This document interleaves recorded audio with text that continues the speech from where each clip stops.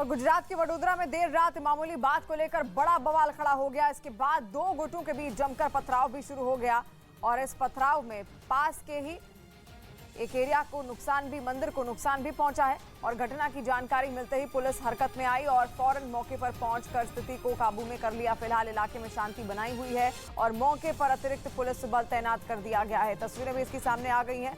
जिस वक्त वडोदरा में दो गुटों के बीच पथराव हुआ, उस वक्त का वीडियो इस वक्त आप देख रहे हैं। और पथराव में मंदिर को भी नुकसान पहुंचा है। फिलहाल शांति वहां पर सुरक्षा बलों द्वारा बनवा ली गई है।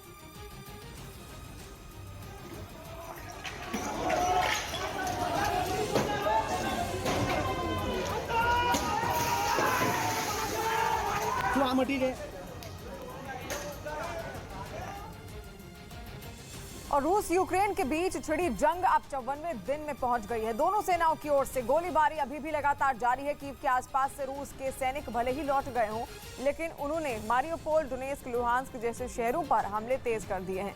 मारियोपोल का तो सबसे ज्यादा बुरा हाल है। वहीं खार्किव में भी ताबड़तोड़ हमले जारी हैं। वहां के एक अधिकारी ने रूसी सेना के हमले में 5 लोगों की मौत का दावा किया। बताया गया कि रूस के सैनिकों ने खार्किव के सिटी सेंटर पर हमला किया, जिसमें 5 लोगों की मौत हो गई। खार्किव के गवर्नर ने बताया कि पिछले 24 घंटों में रूसी सेना ने 23 बार गोलीबारी की।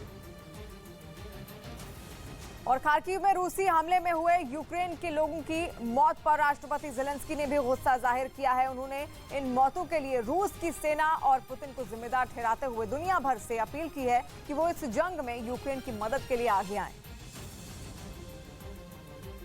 Конкретних напрямків можливої співпраці з Міжнародним валютним фондом як найближчим часом, так і в перспективі кількох років. Впевнений, що прогрес у наших відносинах з фондом буде відчутним. І я хочу подякувати пані Кристаліні за особисту і вагому. और जंग को 1.5 महीने से ज्यादा का वक्त अब बीतने वाला है और उसके बाद भी खार्किव में तबाही का मंजर जिसका तज बना हुआ है वो थमता नजर नहीं आ रहा है। और यूक्रेन ने आरोप लगाया है कि रूस ने एक बार फिर से खार्किव में रिहायशी इलाकों को निशाना बनाया, जिसमें 5 लोगों की मौत हो गई।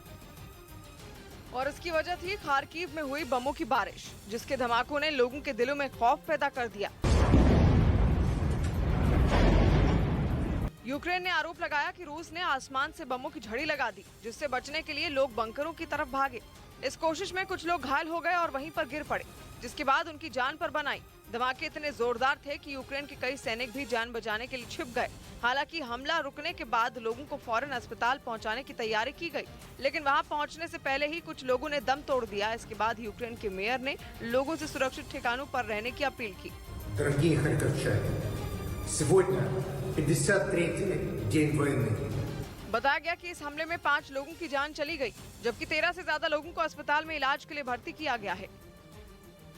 और रूस की मिसाइलें सिर्फ एक जगह की ही कहर बरपा नहीं रही हैं, बल्कि खार्किव के अलग अलग हिस्सों में आसमान से हुई रूस की बमबारी तबाही का फरमान लेकर आई है,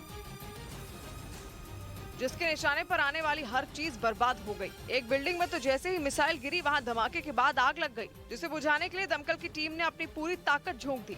बताया गया कि इस पर काबू पाने में उन्हें कई घंटों का वक्त लग गया।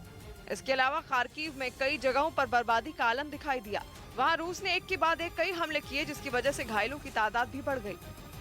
और महायुद्ध में एक तरफ दुनिया को पुतिन का रेड आर्मी लीड लेती हुई दिखाई दे रही है, जो यूक्रेन के शहर शहर तबाही का तांडव कर रही है। लेकिन ज़ेलेंस्की के नजर से देखें तो मामला बिल्कुल उल्टा है। यूक्रेन ने अब तक